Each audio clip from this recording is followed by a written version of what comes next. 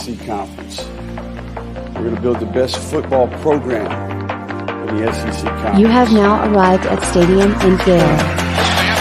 The kick, it's been blocked again! How about it? It's been blocked again! It's going to heat one deep down the field. It's going to be to the goal line. It's going to be gone! It's a touchdown! And the Gators have won the game! Tyree Cleveland! How about it? I can't believe what I just saw!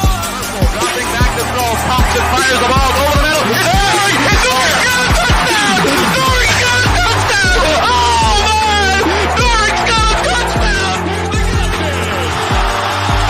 Ahmad Black, in his final game as a Gator, takes it all the way home and sends Urban out the winner. You have now arrived at Stadium and Gale. Boys and girls, ladies and gents, welcome to another episode of Stadium and Gale. It's your favorite Uncle Silk. It's Dan. And Delatorre. Same corner, same time. Ready to vibe with you guys, talk a little recruiting, Porter talk. What's the vibe like? How y'all feeling? I had a good weekend. I mean, I'm not sure about you guys. A little chilly here in Tampa.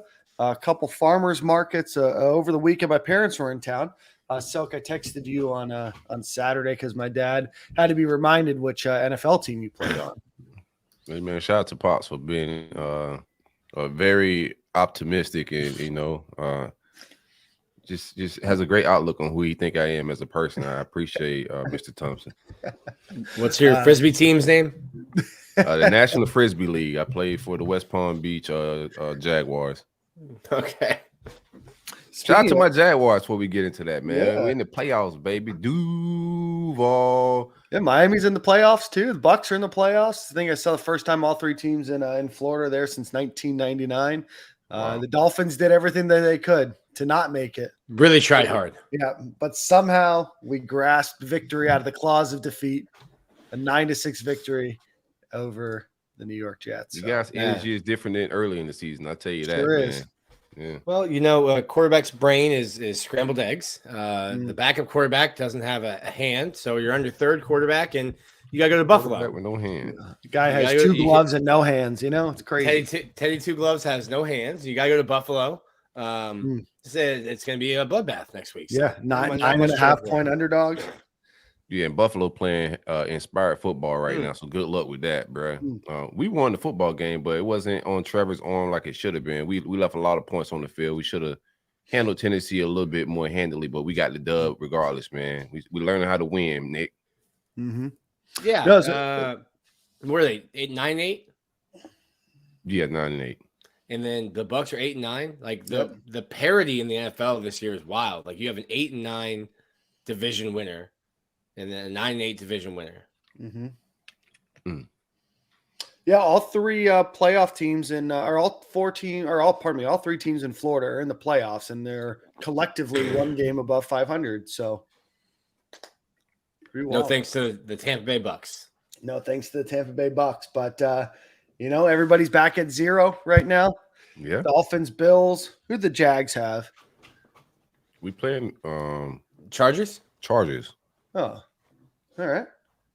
We'll see you guys this time next week, and I don't imagine we'll be talking about the Dolphins next game. I don't think so. No, but, no faith. No faith. Ye of little faith. No, man, no. You guys came on here with big lies early in the offseason, bro. I mean, early in the season. Different. Things were a little bit different. Yeah. We start off 3-0, then we go 0-3, then we win 5 in a row, and then we lose 5 in a row. So who knows? Maybe we're a streaky team right now. We're 1-0 Super Bowl's right next. now. We gotta stay positive there. Yep. Next. If we go to the Super Bowl, I will be there without a doubt. Oh, similar vibes, man. If a miracle is to happen in 2023, my Jags pull up, I'm pulling out all stops to get there to that time. I don't know if we'll get into the game, but just in case we happen to win, I got to be in town. So that's going to be the craziest weekend ever in Scottsdale or Phoenix, because that's the same weekend as the Waste Management Open, which is that big golf tournament. So you've probably seen it on TV where they are all rowdy and all crowded around that par 3 green where they're all super rowdy and loud and rather obnoxious golf tournament. It's supposedly one of the most fun golf tournaments you could go to outside of maybe going to the Masters like Nick has. But in terms of just the actual energy of the event, but that and the Super Bowl is happening on the same weekend. So I was in Scottsdale. I went to that in 2018. Oh, a bachelor party. How is Scottsdale? I got it on my bucket list of places I want to visit. Looks like good vibes, but I want to go to Arizona. What's it like out there? I like. Go ahead. It's just a suburb. Yeah.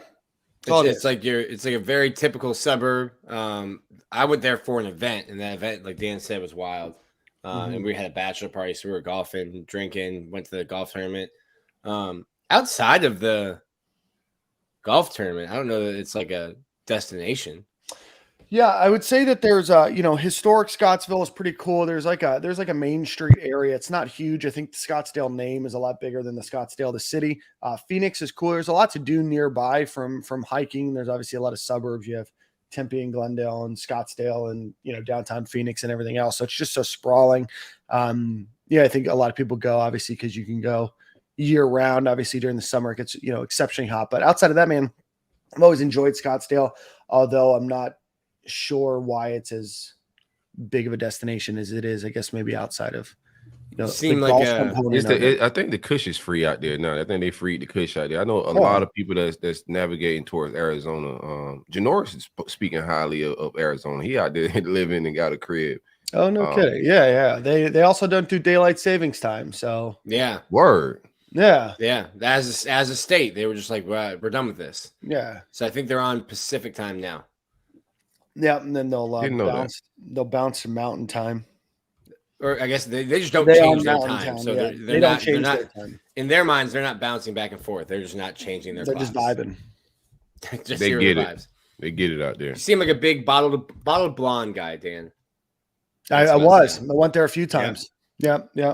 Where else? A restaurant, bar? What is that? Listen, when I say that Dan's a big bottled blonde guy, it's definitely not a nice sit-down restaurant. This is Dan in Arizona. Bender getting lit. Big Bender vibes. Just big Bender vibes. I love it, gentlemen. All right, well, let's get on to the show. A couple of commitments, couple of new Gator faces to Gator Nation. But as always, let's give a shout out to our friend Alan Horn with State Farm Insurance. I think you just had a birthday on Friday, so congratulations and happy birthday to Alan Horn. Give him a buzz, 706-692-2888. If you're looking for home, renters, life, business insurance, whatever your insurance needs may be, Alan is a State Farm agent in the Valdosta, Georgia area, but he serves not only Georgia, Florida, Tennessee, and Alabama. So again, give him a call, 706-692-2888. or AlanHornInsurance.com. All right, boys. Well, first, congratulations to I want to give a shout out to Ricky Hurtado, Director of Football Communications for the Florida Gators. Him and his wife just announced that they had a baby today. So congratulations. Or pardon me, 5 days ago. They announced it today. Abigail is their daughter's name. So congratulations to Ricky Hurtado. With the news of new additions to the Florida Gators on Saturday during the All-American Bowl, 6'8", 325-pound offensive tackle Caden Jones announced that he would be committing to the University of Florida. He was looking at Florida and Texas A&M as we got close to the end there. Gentlemen, give me your thoughts on Caden Jones. He is either a 3-star or a 4-star, depending on where you look. Go ahead, so. A lot of upside, but this is a guy that's going to have to, go through the system a little bit, mature, get developed. But for sure, offensive tackle, one of the few in this class that we brought in, 6'7", 6'8". The frame is there, a lot to put on that frame, but a guy that's going to have to get developed, get into the system, and mature a little bit. But overall, don't dislike the take. I try to enjoy every recruit they bring in and have a critical take on it. Outside of he's a 3-star, what are we doing? We're not going to beat Georgia with this guy. Like that's an easy take. Take. I think not necessarily a project, but like you said, someone who needs to fill out a little bit. He's almost 6'8", and 300 pounds. I think Florida still needs a little bit of help in the portal at tackle. Good to get a tackle for down the line. And I think this is probably it. Like, unless you're going to find maybe a running back, I think that's probably it for high school recruiting for Florida this cycle. Yeah, I don't know who Florida goes after outside of and we'll talk a little bit more about the portal here in a second. I don't think that there's any other names that are being connected to UF. I know that there was the two twins that decommitted from Harris UCF twins, yeah. I'm sorry, who were they? Harris? The Harris twins, yeah. Harris twins. I know that the Florida fans are clamoring for those their names. Guys. I will pull those up because I wasn't planning on talking about them. But at the end of the day, I think that Florida's class is going to end up being relatively strong, top to bottom. The way that we look at it, I think that Caden Jones is a good add. I think that he's a guy that knows that he's going to wait a year at least before playing, where he does want a red shirt. I do think that Florida, from all intents and purposes, hit a lot of their needs. There's still some holes that they'll try to fill in and plug in the gaps there. But I do think that Caden Jones, from a size perspective, certainly is your prototypical tackle that you're looking for. Similar, in my opinion, to probably a Cam Waits in terms of body size, and probably also in terms of the amount of coaching and enhancement and skill set that he's going to need. He came from the same high school, I believe, as Montreal Johnson. So that's an interesting little connection there. But outside of that, excited to see him. He looked good at the beginning of the game in the All-American Bowl, had gotten beat a few times, throughout the game a little bit after that. But, all in all, still a guy that I think will have a positive impact for Florida in the next few years, and certainly a guy that you beat some decent schools for as well. So excited to see where he comes. The two twin linebackers are Andrew and Michael Harris. They are being recruited heavily by Michigan State right now. In what I was told with those two, one has, like, are we recruiting both, or what's the situation with both those guys? Nick, do you know? I don't know. These are two kids that I get asked about all the time. I don't know if Florida's even recruiting them, to be honest. I don't think that anybody has ever said that Florida is recruiting them or did really recruit them ever. The message board really wants both of them. Well, I think the message boards are saying, hey, there's needs at linebacker. There's two linebackers that are out there ranked. Right, I think they're both Brantley in the top right 30, right? And they're from Brantley, so why not? I don't know enough about them one way or another. Yeah, I'm not a big fan of just taking people to take them either. Like, I want the coaches to actually see potential in them, and not just because it's so many opportunities to still add guys in college football and what it is now. So I don't want to waste spots on just, hey, let's just take these guys, because a lot of Mullen guys would just, let's just take these guys and we can fill them in athletes and figure it out later. And you just get a depth chart of just bad takes once you start doing that, man. So if the staff want them, they evaluate it and like them, then cool. But I don't want to just take kids because they're just here and available. Yeah, no, absolutely. A couple other notes on Caden Jones. Played left tackle as both a junior and a senior. They went to the playoffs in 2021, made it to the second round, and then as a sophomore, they made a state championship appearance. So he comes from a bit of a connection back to the NFL. His uncle is Marcus Jasmine, who played for Texas A&M and in the NFL for a bit. Looked at Texas A&M, looked at Houston, had a few other bigger offers, but it was really down to Florida and Texas A&M in there. So great get by the coaching staff as they continue to finalize high school recruiting for this class. So any final thoughts, guys? I think that this is going to probably put an end on recruiting for the class of 2022. Three. Keep forgetting what year we're in. Class of 2023. So let's give some final takes. I know that we've said a lot about this class, but what do you guys think? I think the goal of this class for me at least, was to close the gap on Georgia. Did we close the gap from a depth chart perspective? Hell no. They're loaded and they on a whole 3 deep. I think from a team speed perspective, I think we close the gap that way. The starters that we won't have the depth, and if our starters get hurt, we may not have the same team speed, and that's the difference between us and Georgia.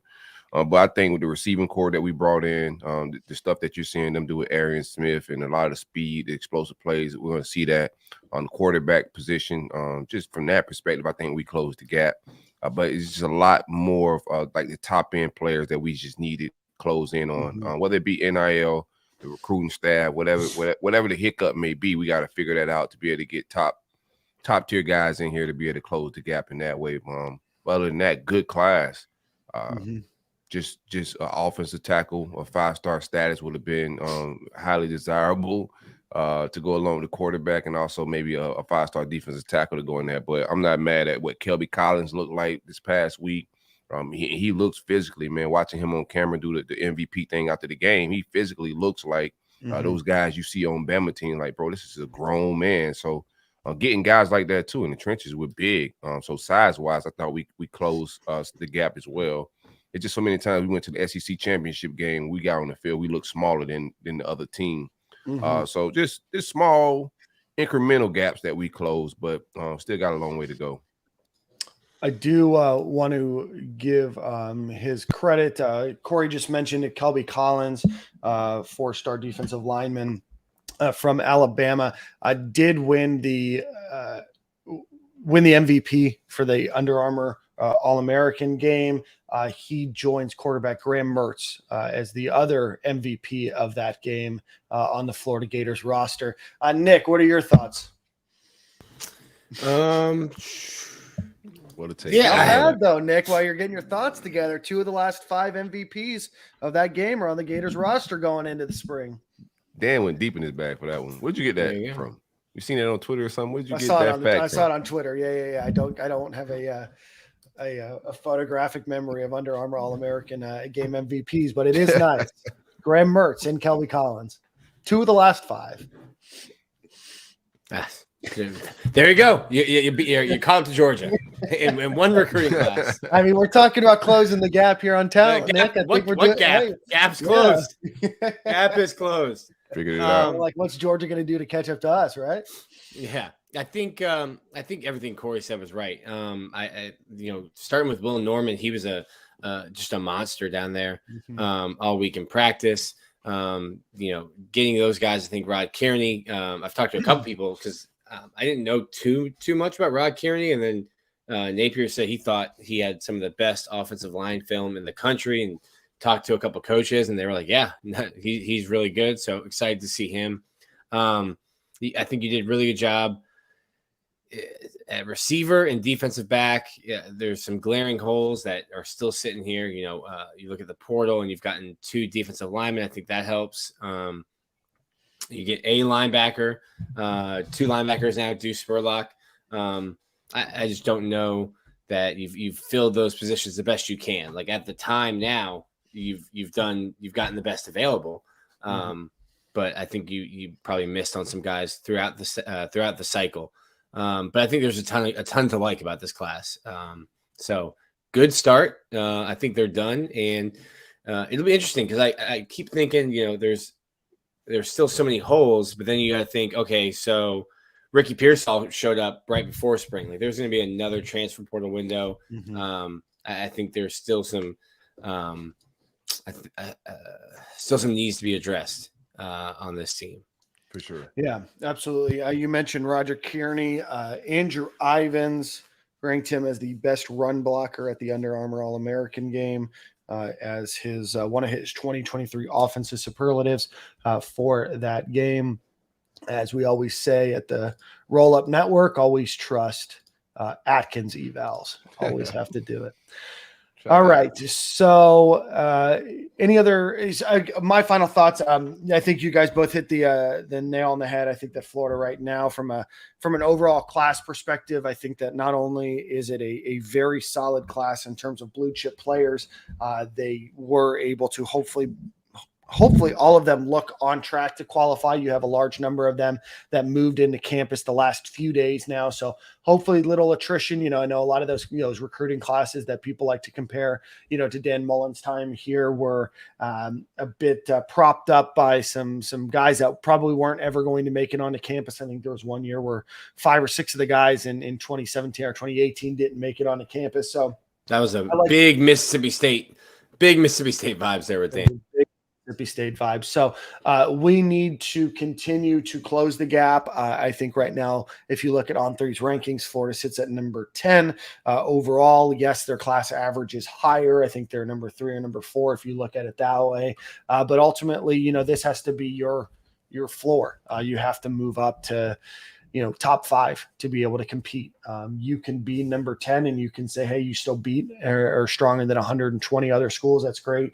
But at 10th and you sit 4th or 5th or 6th in the SEC, that's just a really challenging year over year push. So Florida's going to continue to get better, continue to bring in good talent, and continue to try to push to win those big battles. So I don't doubt, that Billy Napier and this staff are going to continue to grow from relationships and be able to close that gap a bit. You've already seen it for next year's class with the addition of DJ Lagway, a couple of the guys that you're starting that class with, but now it's a matter of, no longer being 10th and it's now being top 5 and top 3 and top 2 and 1. So that's where Florida sits right now. I think we all expected a little bit higher. We all wanted a little bit higher, but I think if you look at the class top to bottom, we're all pretty satisfied just knowing that we're missing those final couple of pieces. So and shout out to Lagway. He committed to the Adidas game.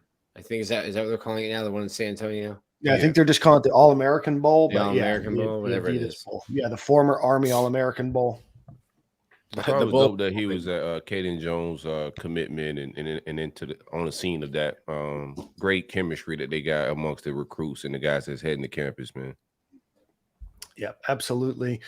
The Gators did have 10 players or 9 players, pardon me, in the Under Armour All-American game, and they ended up with 2 in the All-American game, All-American Bowl.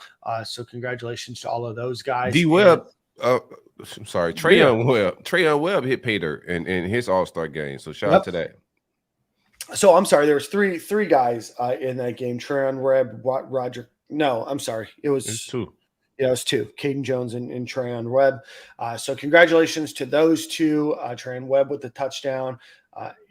Ultimately, guys had a great showing and very excited about this new crop of Gators. So with that being said, we did have some transfer portal news as well. Let's get into that. But before we get into who's coming to campus and who left campus and where their homes are, let's give a quick shout out to our friends over at Home Field Apparel. Home Field Apparel is actually sponsoring our buddy Ben Chase on his final game today. He is heading out to the national championship game. He was at the Division II national championship game in Texas on Sunday. We'll be in Southern California for this game. So shout out to Home Field Apparel for sponsoring Ben, and also give a look at homefieldapparel.com. Use promo code Stadium and Gale, all one word. Get 15% off of your order. Best vintage t-shirts on the market right now. You can't go wrong for the University of Florida or about 80 different schools. They're about to launch a whole new line of schools over the next couple of weeks and months. So go check them out. Homefieldapparel.com, promo code Stadium and Gale at checkout. Before we get into the addition that the Gators got over the last couple of days, former safety Trevez Johnson, or defensive back, has announced that he is going to be transferring to the University of Missouri football program. So best of luck to him. Juan Black has announced that he will be transferring to Temple. Yusuf Mugerbil has announced that he is committed to Deion Sanders and the Colorado Buffalo. And Trent Whittemore has announced that he is going to head to UCF. They are still waiting on homes for David Reese, Dejon Reynolds. I was shot with Trent. Real quick. I was shot with Trent Whittemore. I thought he was heading out to Lane Train or Mississippi somewhere for sure. But it's still so much fluid stuff going on in college football. So I think it's a good spot for Trent. Yeah. No, I think so too. And for someone like him, like, hey, you might be looking for a spot where you can go and play. Like if Mississippi State's got a guy there and they're like, hey, you got to compete. It's like, hey, listen, man, I've been in college for 4 years. I've already got I'm working on a graduate degree. Like I just need to play ball, get some tape, and then try to go to the league. I need somewhere I can go and play right away. Let's see here. Where's that? Pardon me. So the Gators, former Gators that have not yet found a home: David Reese, Dejon Reynolds, Chris Thomas, Naquan Wright, and Jordan Young. It does seem we are narrowing in on that. I think we've got 9 days left before they can before the transfer portal window is closed. White too. Oh, and Ethan White. My apologies. Yep, Ethan White. He's undecided. I wouldn't be surprised to see Ethan White and Jordan Young follow Michael Tarquin out west. As into USC or just in general out SC. west? To SC. And Dejon Reynolds, come back, my guy. Florida can use you back at receiver next year. Hasn't found a place yet. I think he's originally from Illinois, then moved to Georgia. I thought he might, try to go somewhere back up Big Ten, but still hanging out there. You got a home back here. So let me ask you, right, Silk, we'll start with you. Naquan Wright still doesn't have a home. Gators in need of a running back. Obviously, I don't necessarily think that this has been the greatest marriage thus far. Naquan Wright goes into last year as a starter. Now he definitively will not be the starter this year, and you're looking for somebody that will be probably at best a third place running back, and maybe at worst fourth place running back. Naquan Wright's options appear to be limited, although we don't 100% know. If you're the Gators, do you try to figure out a way to maybe keep him around for the spring and see if there's an opportunity? If I'm trying that, I don't know. I've in my mindset, I would go after Lorenzo Linger in that facet. If I'm going for a third back, it wouldn't be Naquan in my mind. Just from some things, outside of football or whatever. So I do think we got two possibilities if we can't find a third back with either one of those guys. Did Lorenzo Linger choose? He ended up on Akron. Yeah, he's at Akron. I'm surprised he's somewhere in Naquan's not. I don't know if Naquan's being picky or what, but I think that's interesting. I wouldn't mind going back with now that I realize Lorenzo's off the table. Yeah, I wouldn't mind bringing him back as a third back if he don't have options. Dejon Reynolds, I don't know, bro. It's just gonna be flat out tough for us to get a running back, even in the portal, because of the guys we got. But it's harder in the portal than you can find who's that kid down at Norland? I like him. I think he's only like a 3-star right now, but there's a are you talking about Javen Simpkins? Yeah. Like I think Florida has a better shot of getting a running back that's still in high school, because Montrell Johnson's gone. Like, running backs don't need to stay for 4 years. You're trying to get to your second NFL contract. So to get a guy from the portal, you're coming in, you're like, hey, we have 2 guys that almost ran for 1,000 yards. You can come in and compete with them. And that doesn't seem appealing to me if I'm, a redshirt junior looking to go get some reps and some tape. If I'm a freshman, okay, that's no problem. Like, 1 year, one of the guys is gone, and then they only have 2 in front of me, and one of them is, in the same class as me, so I can compete with that. So I think if Florida's trying to get a 4th scholarship running back, I think their best opportunity for that would be high school. And I don't think Naquan's coming back. Naquan's trying to go and play. He's not, coming back. And I guess my question is, and we only have 9 more days, right? 10 more days until that window is closed. And I don't know if I've even heard him visit. I mean, I know that there was a potential Louisville offer about a month ago. I don't know where, that currently sits. And I don't know if a guy like him sees an opportunity that doesn't exist somewhere else and say, hey, maybe my only opportunity is something like being a 3rd string running back at UF. And I don't know if a guy like him says, hey, I'm going to do that, or do you try to drop, down, or do you take yourself out of the portal and then re-enter in May? I don't know, but I do think that when we talk about where Florida's issues are, needing a running back, I mean, you have a good 2024 running back coming in that you're going to probably have a class of 2 there. You have Treyon Webb, you have ETN, and then you have, Johnson. You need somebody for at least a small shot, a stopgap. I don't know if you try to kick the tires with Naquan, but options seem to be pretty limited. So definitely an interesting little at receiver. I think it's a lot of options, bro. There's so many talented, productive guys out of there. And I think our missing thing at receiver is speed, and also like maturity with speed. I think we got some young killers coming in here that's going to be able to blow the doors off at some defenses. But we need some older guys with some speed that can separate to help Mertz out, because Mertz going to need some help, as we already know. So. Do you think that there's a chance that any of these guys that are in the portal now could end up back on Florida's roster? Only one I would want back on right now is Ethan, right? Rest of those guys, I'm okay with. Yeah, I don't think Ethan's coming back. I think the only one maybe would be Dejan, but yeah, I don't think so. Interesting situation. Gators do get a linebacker transfer from Michigan, Duece Spurlock. Duece, what a name, dog. What a name. Former 3-star out of high school, 6'2", 220 pounds. Your mama know you're gonna be a running back or a linebacker when she name you Duece. You know what I'm saying? She know what's up, man. She does.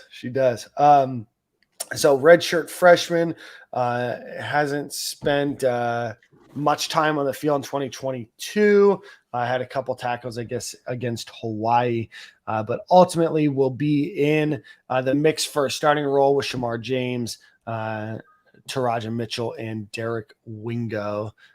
Someone was when I mentioned, I was like, what I talked to a couple of Michigan writers, like, what are they getting in Duece? And someone's like, you're getting 3 tackles. I'm like, there's a true freshman on a playoff team. Like, what was he supposed to do? Yeah, this got to he's talented, right? Because he's at Michigan, but if you look at his he's young enough to look at his high school tape. Kid play even some receiver. The last linebacker I think we had a receiver that played some receiver in high school was probably John Bostic.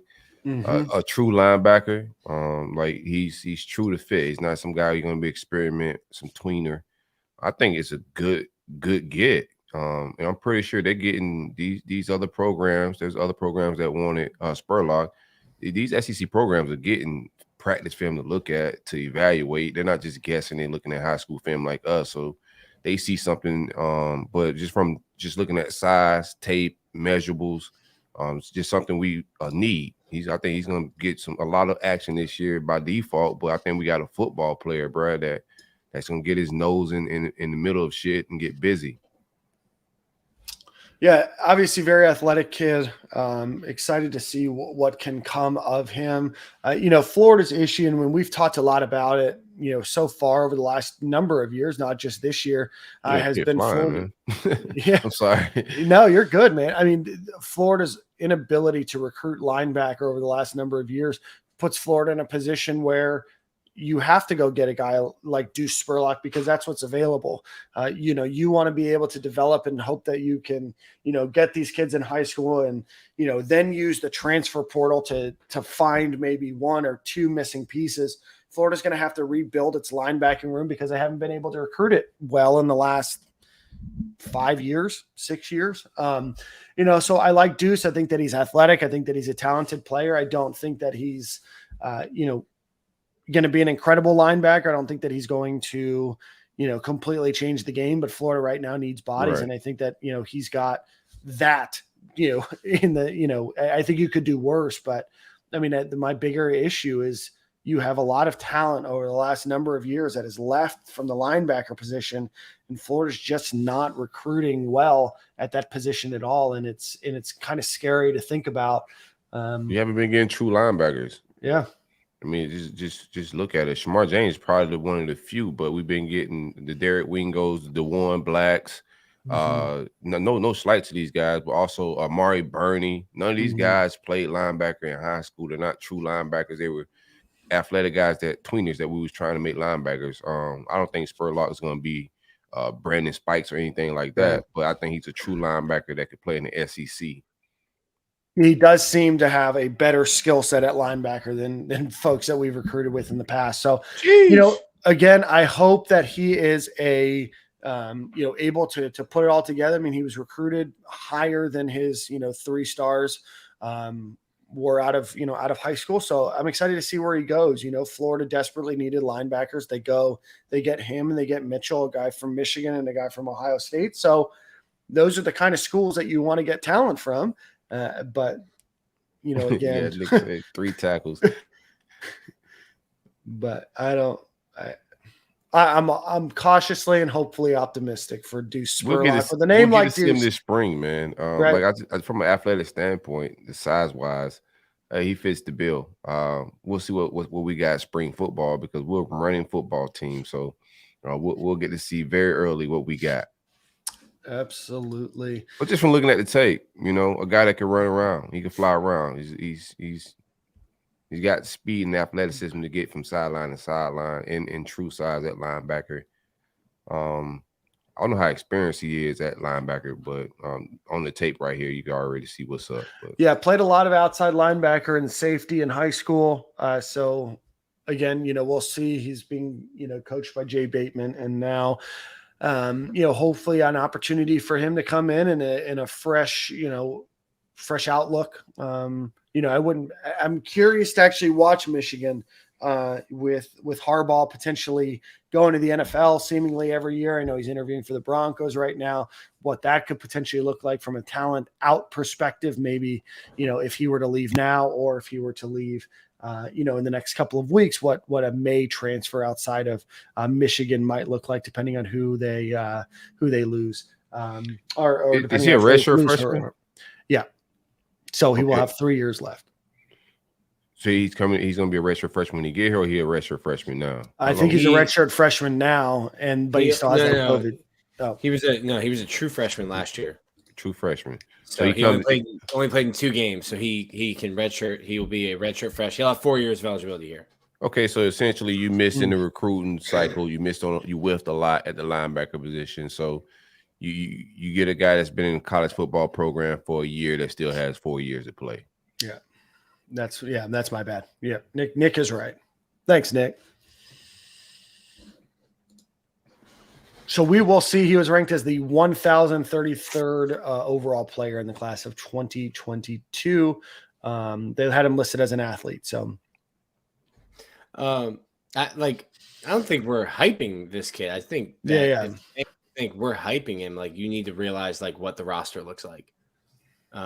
I think you're hyping to an alternative of a vacant spot, right? I mean, this kid is, if you don't like him, then you're gonna have a tough time swallowing the pill that is this kid will have a chance to come in and start win a job. We just say what it is. So if you think this kid sucks and that the team's gonna win 10 games next year, then you need to figure out something, because this could be a starting linebacker on your team. This is a kid that is going to get a lot of playing time next year. Yeah, that's what I said. I don't expect him to be Brandon Spikes, but I expect him to get a lot of playing time. And the things I do like about him, I would prefer the kid that we're getting not to be 1,000 ranked linebacker last year. But the traits I do like about him, he's a true to fit linebacker and can get sideline to sideline. We'll see how Bateman and how he fits into the defense, man. So he's going to join Graham Mertz from Wisconsin, defensive lineman Caleb Banks from Louisville, Cameron Jackson from Memphis, and Taraja Mitchell from Ohio State as the 5 players that have, thus far transferred. He held offers from Auburn, Mississippi State, Washington State, and Boston College as well. Duece did. So Florida also had a visit weekend as a whole. He was in town. I know that the Gators also hosted Miami offensive lineman transfer who is going to be announcing. I'm just pulling up the time here. John Campbell, he's going to be announcing at 7:00 tonight on Monday. So if you're listening to this live in a few hours, he will be announcing his commitment. But if you're listening on Tuesday morning, this conversation may not matter, or it may mean the world. Who knows, depending on what happens. But I think a lot of people are tight-lipped about where John Campbell is going to go. He is looking at Tennessee as well as Florida, and I believe Florida State as well. Any thoughts on John Campbell before his commitment today? My thoughts are, man, y'all boys been out of high school too long. Just enroll where y'all going. That's what it's just like all the tops and all this, man. Like, what we got going on, bro? You 33. I'm just playing. I mean, Def, I think he got 2 years to play, right? Yeah, so just Def, bro. I wouldn't be excited if he's a starting tackle for me. I think he's okay at pass pro. Could Rob Sell and Stapleton make him a better offensive lineman? Maybe. But he's a guy that's looking for a starting spot as well. But so he's wherever he's going, he's looking to start. Zion, they're expecting him to come back from Miami, so he would be losing the starting gig he had there. So he's looking for a solidified spot. We'll see where we at with it. I wouldn't mind having him if I had another tackle to compete with and possibly be a starter. And maybe second year you get John Campbell after he's been developed a year. But we'll see. We need bodies, bro. And he's a starter, and clearly Tennessee, Florida State, and others are recruiting him. So he's a coveted body. Yeah. I know it seems like the hype is maybe around Tennessee right now for John Campbell. I mean, I don't know one way or another. I mean, if Florida needs help on the offensive line, just from a depth perspective and experience perspective, you are losing four, of your starters off that offensive line. I think it's going to look completely different. I don't think that John Campbell is going to change the world, but I also don't think that you need to go in and just. I don't know. I'm confused right now on what Florida's got going on in the transfer portal. I'll talk a little bit more about that in a minute. The other name that was in town is Micah Maskua, I believe is how you say it. He's the Baylor offensive tackle. I'm a little bit higher on him just as a player, but I don't know what Florida's chances are getting in getting him. I know that he looked at Auburn as well as a few other schools, but that would be he's going to announce on Tuesday at 8 p.m. I think if you don't get John Campbell, you have to get Micah. If you don't get John or Micah, I don't know. Yeah, no, they got to get they need offensive linemen, and we need to talk. I mean, we can have a conversation about that after this, but like how many offensive linemen, how many players you just need to be able to conduct the spring camp, right? So they got to get offensive linemen to be able to just run camp and do things. And linebacker, safety, some of these positions, even running back, you need some more bodies for camp. Hey, if you're a student at Florida and you're over 6 foot, over 250, they might have walk-on tryouts because bodies will be light in the offensive line room. You got 4 tackles. Yeah. I know that 4 scholarship offensive tackles. So like earlier, Silk, you were saying like Dan's classes, you were just taking kids to take kids. Like at tackle, you're at a spot like, hey, just bring in warm bodies. Yeah, we let's talk a little bit about this. Brandon, you said it. I was looking this up, so I apologize. I missed this when you posted a few minutes ago. Mike in Nebraska with Rule originally recruited him to Baylor. Certainly a possibility. Matt Rule, former Baylor coach who left to go to the Carolina Panthers, is now with Nebraska. I know he visited Nebraska as well, so Florida could certainly go 0 for 2 here. I know both of these guys are pretty tight-lipped. So again, we'll take that information as you will, and we will watch. We'll watch over the next 2 days at 7 and 8 o'clock respectively. But this brings in a bigger question, and I think that we're going to have a good topic of conversation. So let's give a quick shout out to our friends over at Alumni Hall, alumnihall.com, or visit them on Archer Road if you are looking for the best in Florida Gators apparel, accessories, tailgating supplies, whatever it might be, whatever you need, they likely have. Go visit alumnihall.com or go visit them on Archer Road. All right, guys. So let's talk a little bit about the transfer portal. Gators lose 22 players to the transfer portal. You bring in a class of 21 right now.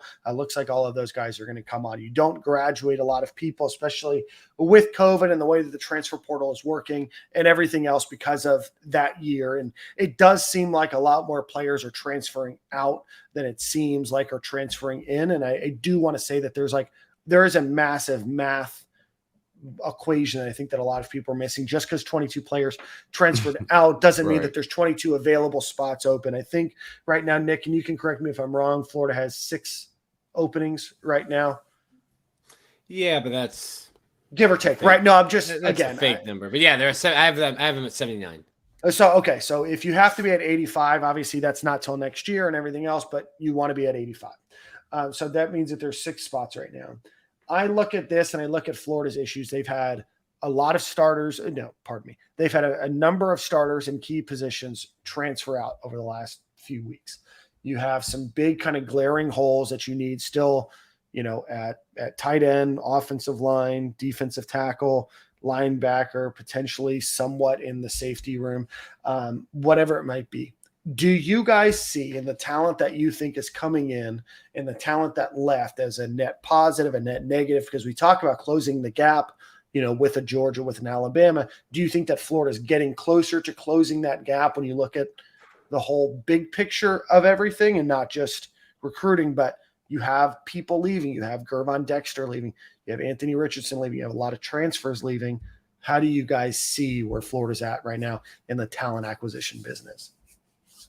Then they gotta figure out. I mean, you got 6 spots, so they gotta be if you got 5-6 spots left as far as like roster spots, those guys then they might gotta be starters. So you gotta be a little bit strategic. You can't just damn sure can't just pick up warm bodies when all you can get is 5 or 6 guys. What we got, right? Every guy you trying to get at this point need to contribute probably, which is probably the expectations of everybody that we brought in so far.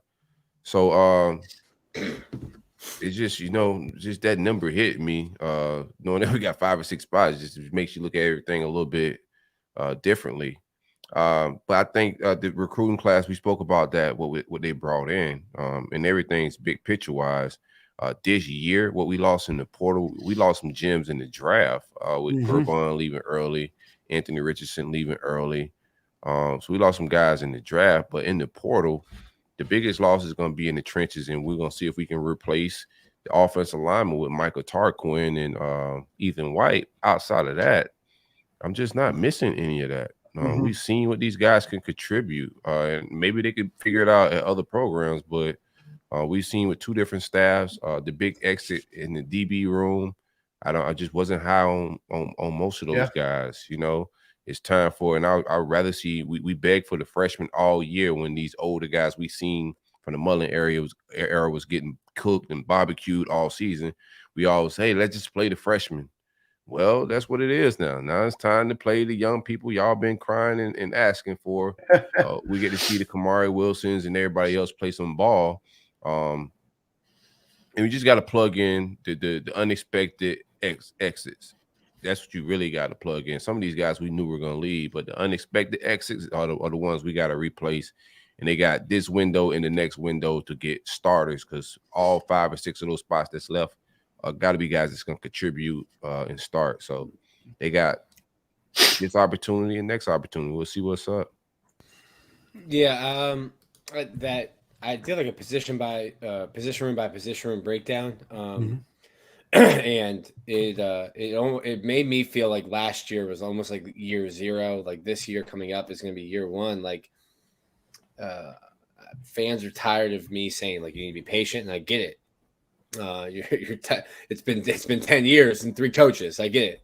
But like 4 this coaches. is not sorry. This is not a team. He wasn't patient with any of them though. No. That's the thing. But like this team, as it's assembled, is not going to compete for an SEC championship next year. Like, so you have to reset your expectations as you're not that team. You haven't closed the gap with Georgia, and especially not after, one class and then a bump class. Kirby's been there building number one class after number one class after number one class. Like they have a machine rolling right now. You're not that. Florida's not that. They're not that guy, pal.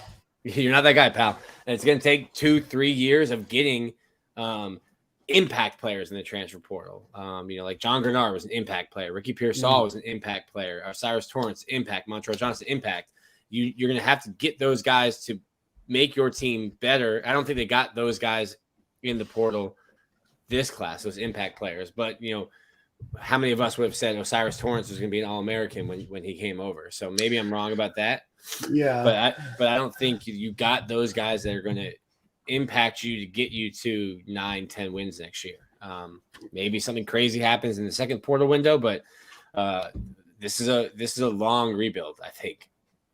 Yeah, no, I think that's my biggest question is I don't know how much closer Florida is now than they were 2 months ago, right? So we're in the almost middle of January. If you look back 2 months ago, you look at those that are leaving, those that have joined, those that have left since that time, and those that have decided to come on board during the transfer window. When you look at the talent acquisition business and everything that gets talked about, about what the Florida Gators are doing, how much better is Florida now than they were 2 months ago from a talent on the roster perspective? I think you can say there's definitely some improvements in some areas based on talent and, the excitement about some of the guys that are there, your Kelby Collins, your Jakeem Jacksons, your Eugene Wilsons, your Aiden Mizell, those kind of folks, right? There's a lot of excitement about those guys, but when you look about some of the players that transferred out, you look at some of the depth that transferred out, you look at some of the pieces that are coming in, I just don't know how much closer Florida is now as a whole to even the next team up Not the closer rung. at all. Yeah. You're about 3 years away from competing, really. When these freshmen that we just got, the recruiting class that we just got, the guys that just early enrolled, when these guys are sophomores, maybe juniors, you start talking about, seeing some gap closing, because then they got 3 recruiting class of this quality of player, then closing the gap. But I don't see the position that we're in, the way we're recruiting. We're not going to do any of this big NIL transfer portal. I keep mixing the two up sometimes. They're like 1 and 2, but we're not going to do these big transfer portal moves. It don't seem, at least not for this year. And some of these teams are doing that because they're buying in for what they got on the roster. And to look at our roster, we're in just a different phase. I don't know from an NIL perspective if the investment is worth trying to make a run at a bunch of talent with what we got on campus right now. But some other programs are doing that because they have senior quarterbacks that are coming back with a lot of hype, and they're trying to make a run at at nothing, really, because they're not going to do anything special. But I get what Florida State programs like that are trying to do. And we're not going to do that right now. So you're looking at like 2-3 years away from competing with Georgia, and that's going to take a lot of the recruiting class we just saw this year. You need 2 more of those, quality, closing the gap, size, speed, and talent wise. Because that's the only gap. It's different gaps too, like depth chart gap. Yeah, you like 3, 4, maybe 5 years away from catching Georgia, bro, or most of the teams in the top 10 of college football. To be real with you, man, our depth chart is terrible. You need one of the 2 quarterbacks to hit, to pan out. Rashada or Lagway, you need one of them to be him. Yeah. Like I said, you need Lagway. You will put some respect on Under Armour All-Americans. Yeah. I mean, you're right. Quarterbacks change so much in football, dog. Like as we see with the Jags and any football team, that quarterback play just changes everything.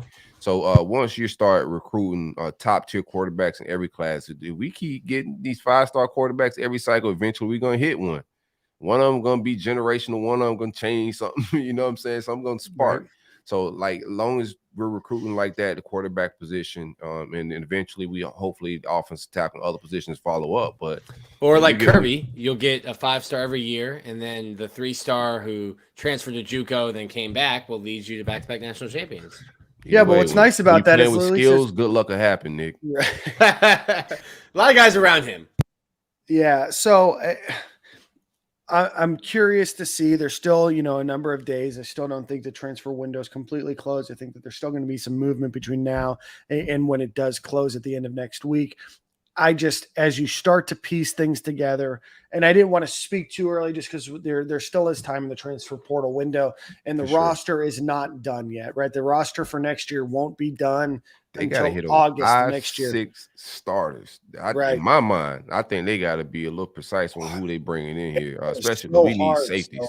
I mean, it is so hard because the transfer portal, for the most part, like unless you're talking about guys that are transferring like up a division, or from FCS to FBS, right? There's not a lot of bona fide starters unless there's maybe a coaching change that's going from one to another. So at best, you're hoping for what? Maybe a 50% hit rate in the transfer portal, like is probably a pretty good number. If you can hit on 50% of the guys, you're doing pretty good.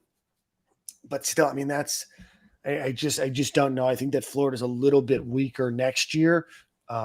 As a roster going into the season, I think next year could be a very rough year. I think that if you continue to recruit this well and continue to bring in talent, it's going to get better. But I do worry about if the talent acquisition experience doesn't get a little bit stronger, that Florida and Billy Napier and this staff could be in a tough position going into year 3.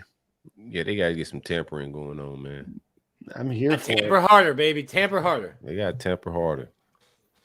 And hopefully we can tamper. We'll see. We got one more bowl game, national championship tonight. I'm not going to tune in because I got better things to do with my life than watch that red and black program. Not horn frogging up. No. If they jump up 3 scores, y'all text me. I'll tell you. Right. Other than that, I'm gonna catch up on some cable television. Speaking of cable television, have you guys watched The White Lotus? That's love it. Beyonce, man, Silk, Nick, you have got to watch it. Silk, I love it, man. That's a fantastic show. I ran through both seasons, man, in like 2 weeks, bro. I'll be honest with you. Brooke and I didn't know much about it. The only thing that we knew when we went to Hawaii, they were like, oh, the first season of White Lotus was filmed at the hotel next to where we were staying. And I had heard some good things. I didn't even know what the premise of the show was. And so we're on HBO. I said, well, let's start watching it. So we had no idea for the first episode or 2 really what we were getting ourselves into. We then binged the rest of that season and then watched season 2 in about 4 days, maybe 3 days. Fantastic show. And then we just finished watching Kaleidoscope, which is a very interesting show. I'm starting that tonight. What's been your order, Dan? I don't know what order. We just did whatever Netflix order was. I know it changes for everybody, but so I thought you were supposed to just like randomly go and pick. Well, so Netflix will randomly do it as well. Yeah, so I did what you did. So I went green, yellow, blue, violet. I'm 4 in. All right. That's a hell of a show. If you guys haven't seen Kaleidoscope, it is a show about a bank heist. And there are, I don't know, we're going to say probably 10 main characters. And each episode takes place at a different time from 25 years in the past all the way up to 6 months in the future of when this bank heist happens. You can watch the show in any order, and watching it in whatever order you do watch kind of changes your perception of what you think of the heist and kind of the happenings of it. But fantastic show as well. Shout out, White Lotus is raw, man. I like that, man. It's at a resort each season, different resort, a lot of different families, a lot of different dynamics and storylines between each family, couples, all that, man. But dope TV series. Check it out if you haven't. Very good show. I know that they're looking to do a 3rd one, maybe based on Eastern religion. So that would be cool. All right, gentlemen, any final thoughts on the transfer portal? We've got a couple more days, an announcement tonight at 7. This is Monday, an announcement on Tuesday night that you guys might want to stay tuned to. But anything else before we close out the show today? What I have transfer portal wise, we got a couple decisions on the horizon. Mm-hmm. Close out. Is there anything drop at? Are we done before the done date? Is what I wanted to ask you guys. I think I got to let me. The official date is the 15th, but where are we at? Are we on that same page, academic wise, ad drop type vibes? Like where are we at with it?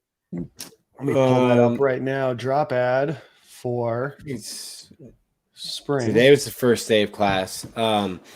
There's a couple guys that haven't gotten to campus yet. The 13th. So you have 4 days is the end of drop ad. 2 guys. I thought Dijon Reynolds was going to early enroll. He's going to be here in the summer now. Dijon Johnson. Yeah, Reynolds. Jesus, I was talking about Dijon Reynolds. Yeah. Dijon Johnson. Reynolds paid you to hype him up on the show today. I can tell. That's my NIL deal. That's your NIL, bro. You got a secret sponsorship. Dijon Johnson will be here in the summer. Jaden Rashada and Will Norman were not did not get in Sunday. I think they're both expected to be here at some point this week though. Yeah, because Jaden Rashada, the article that I read, and there's a really good article by G. Allen Taylor from The Athletic that talks about the Jaden Rashada recruitment and everything else. So clears up some speculation as well that the timeline had, but I'd take a look at that. But I think he was going to be – I know that he had already packed up and moved his stuff, so maybe he's spending some additional time in Orlando before heading up to Gainesville. I do want to tap in with Neil Blackman in the basketball, man. We got to talk some basketball. It's been just a little weird with the basketball. But a big win over Mike White, first SEC win for Todd Golden and the Gators. Yeah. Mike caught these hands. Yeah. The 11-3 Georgia battle Bulldogs of a scoring drought, man. It's like who could have the longest scoring drought? Feels like the last 7 years. Yeah, I want to tap in with some basketball talk, though. We got to bring in our a couple of different guys that we got. Yeah, let's bring in Eric. Let's bring in Neil. Right. Let's talk a little bit about this basketball team. So we'll do that over the next couple of weeks. And just so you guys know, we're going to be back in our bag interviewing some former Gator greats over the next few months as well. We're getting to that point in time where we're going to be shifting some of the content away from just football all the time. So if and before we close out today, if you're watching on YouTube, please hit that like button. Please subscribe. Sure. We are doing this on Monday afternoons each and every week. Please rate us and review us on Apple Podcasts, Spotify, all the other platforms as well. And please visit Alumni Hall. Please visit Home Field Apparel, and please give Alan Horn a call as well. But Silk, I think you have a song of the week this week, my friend. Oh, snap. I got you, man. I'm going to go R&B too, man. I don't know what 112? 112. I'm a big 112 fan, but I ain't going to take it way back like that, bro. It's showing my age, bro. Oh, man. Okay, give me Grim Lynn. GRIMMLYNN. Grim Lynn, whatever you need. Whatever you need. All right, gentlemen. Well, we will see you at the same corner, the same time next week. Same corner, same time. Already.